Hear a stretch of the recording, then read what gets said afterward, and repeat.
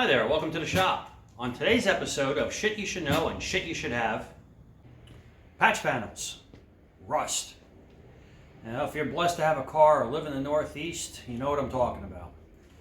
It's just a part of life up here. So, what do? You got a glass of car, it's in whatever shape it is, and you're going to find rust and you're going to have to make panels to replace that rust. So, what do? How do you do it? Where do you start? Okay, so let's start at the start. So we're looking at the 64 Impala here, and right here you'll see a clean piece of metal, and this is all clean metal. But when we look closer, if you can see through that, there's a bunch of holes that go through. So tapping on it with a hammer revealed that it was bad. I cut this out, and everything back here was pretty well rusted. Now what you're looking at is the inside of the door, and it's been treated. I'm going to show you how I did that. So what do you need to cut this out?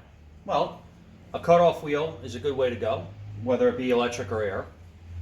One thing to pay attention to, on most cars, on the bottom of the door, right here, you have the actual door bottom, okay? When you're cutting, you'll feel the cutoff wheel go through the thin sheet metal.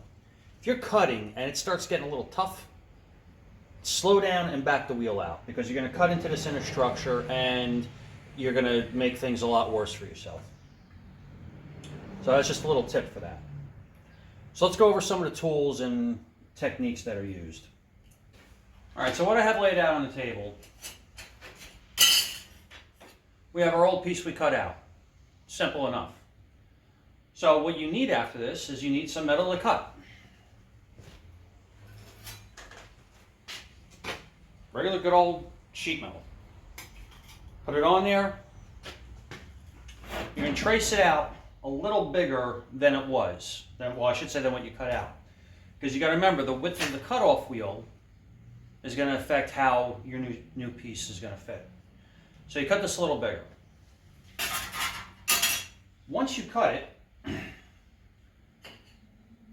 then you kind of sneak up on it. Okay, you just trim a little here, trim a little there, until it fits just right. There's no need in getting into a rush here. All right? Once you have that done and you have that fitting right, one thing you're going to want to look at, all cars, unless you're driving a Jeep or something from the 20s or a Land Rover, right? All cars, every panel is going to curve this way, up and down. And in the case of a roof, it's going to curve from left to right, okay? And it's also going to curve from front to back. So how do you make that curve?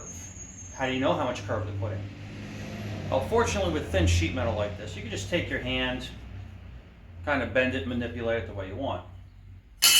And you can use a pipe, okay? Put a pipe in a vise, clamp your sheet metal to it, and just start gently tapping it around until you get the curve you want. Now there's some advanced ways of doing this. I could show you with a metal shrinker and stretcher on how to curve metal in the way that you want it to go. But for this, we're just going to stick with the basics. Now, once you're happy with the way it fits, the existing metal in there has to be treated. Okay, so I use this product by Eastwood. It's called Rust Converter. It converts the rust to a black oxide. It's a paintable surface. It stops the rust. It seals the rust. Great product. And if you saw, what happened on the car was the inner door frame, the water got trapped in here. And you see how bad the back side of this is. All right. So the water got trapped in there, caused the front of it to rot out.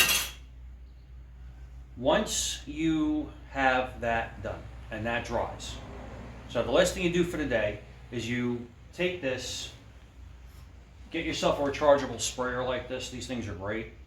It's got a little air chuck on the bottom. This comes off, put your fluid in, whatever it is that you want to spray. You spray it down, you got yourself a reusable spray can. Once that's done, you're going to go over everything with self-etching primer. Why? Well, especially the back edge. It's bare metal. You want to get some kind of protection on it. Wait for that to dry. When that's done, you're going to put on copper weld. Okay, again, it's another spray on. It's a spray on weld through primer. All right, it's got a lot of zinc in it. It makes it electrically conductive.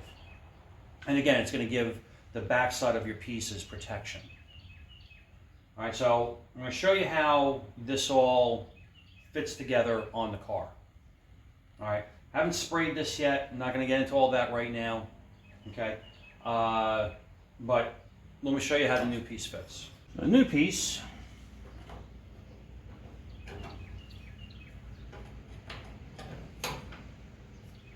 fits in there like a glove. Okay, so now I'll do some tack welds around when it's ready and then blend everything down.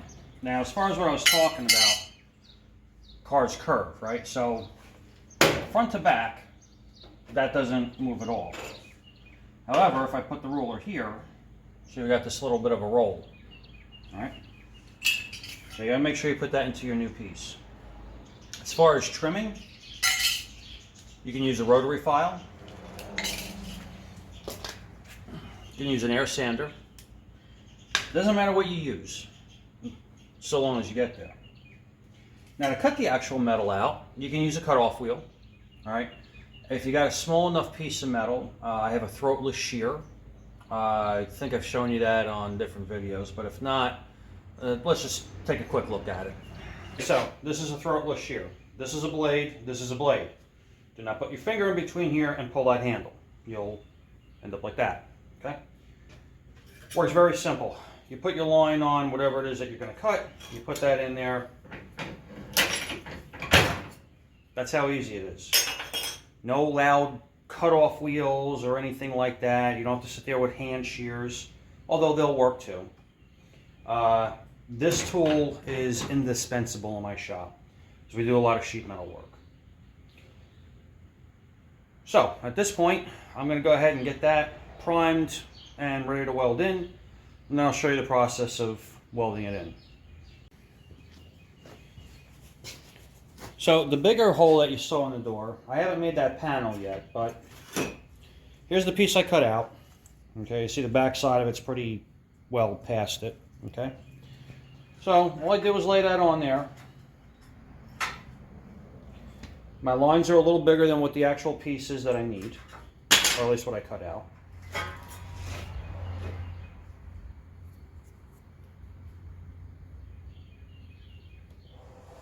Now I'm going to cut this out on this throatless shear. All right, it's a very, very versatile tool. I've had this thing for years, and I still have the original blades in it.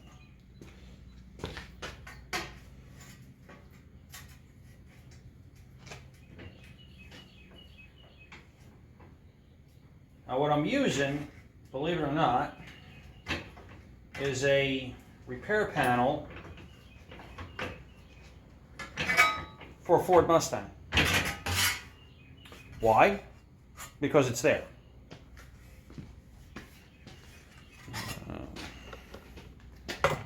See if I can put you guys where you can see without having to look at my backside the whole time. Just put it on the line and start cutting.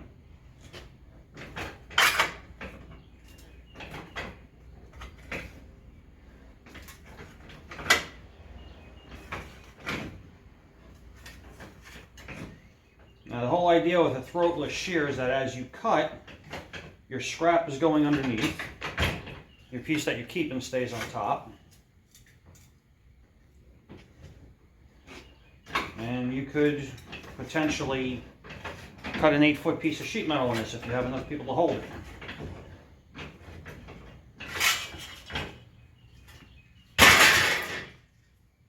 Just like that, we're done. Bend a little, put a little bend in this and fit it up on the car. All right, so I put a little crown in the metal here, and when we first offer it up to the car, well, it's kind of on the big side.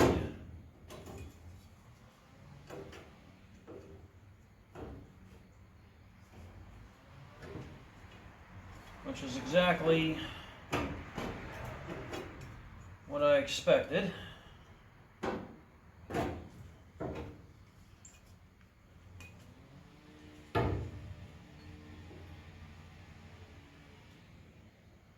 Now, if you've noticed that everything here has changed colors, that's because it has. I put the self-etching primer on, and this gold is the copper weld. All right, so time to start whittling some metal. So, safety glasses. Anytime you're working with metal, gloves. Try to remember, get a basic idea of where this thing is supposed to live. What I try to do is I work the top and bottom before I do the back and forth. So I'm just using a regular sanding disc. This is pretty thin metal, so it ain't gonna take long. It ain't gonna take much.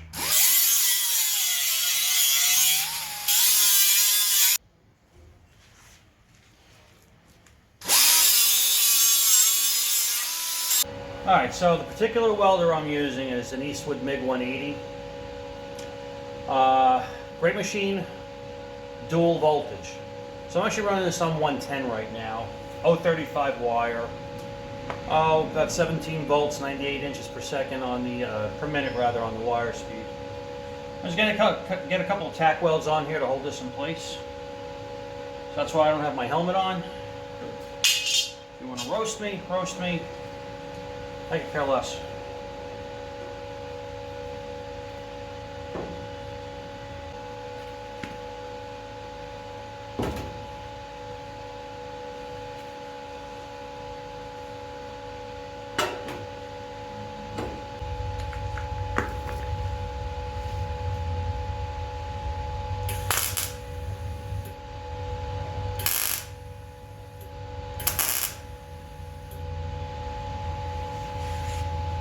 We could use a little more heat, a little more wire.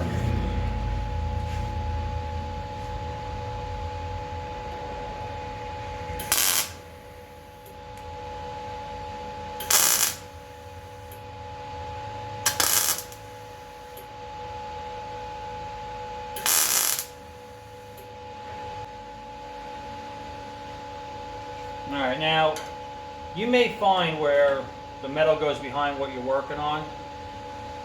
So if you leave it a little thick or a little thin in some areas, you can actually get a screwdriver in there and manipulate things.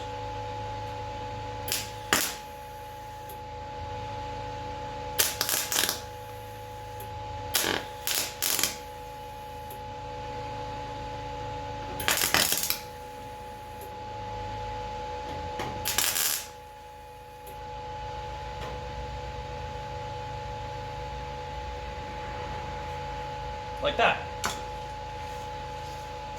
Now, as far as the finish on this, it's a million tack welds all around this. Keep jumping around so you don't distort the body panel. Okay, because once you do that, you're in for a world of hurt. So, I'll grab my hood.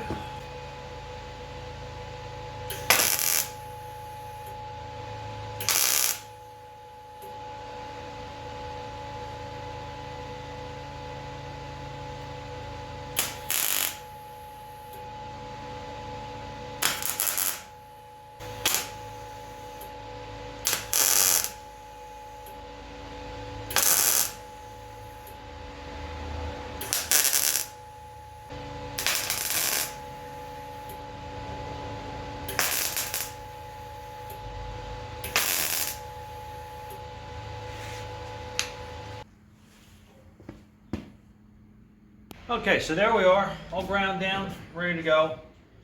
If it looks like it's a little, some of these are on the low side, well, yeah, they are. You're going to put body filler over this anyway, so give yourself some room to put some body filler. Now, does that mean, you need a 1/4 inch? No, an 1/8 inch tops, and there's not even that. It's just more or less to smooth out where the welding marks are. They're not all going to go away. That's just the way it is. So, let's recap. All right, so what do you need to know? Well, you need to know how big of a patch panel you need. You get that by cutting out your old panel. Now, if you don't have a panel, you can always use cardboard and a pencil and make a template. You need a way of cutting the metal. Now, like I said, you could use cutoff wheel, shears, throatless shear that I showed you. How do you prep the metal? Always adjust from the flat side of the metal, here on the edge. Don't make this into a knife point. You need to edge prime it. You need to copper weld it. That's going to give you protection for when you weld and after you weld. Adjusting the metal, die grinder, or I should say 90-degree sander, die grinder with a carbide bit. I love these. Straight edge makes for doing measurements and also checking, you put up against the body of the car and make sure that you don't have any high spots. Low spots can be adjusted with polyester body filler. Not Bondo. Please stop going to Pep Boys, stop buying Bondo. Get some good stuff. Either Eastwood, Rage, there's, I don't know, there's probably 30 other types of body filler that's out there. You don't need a heavyweight one such as Bondo, all right?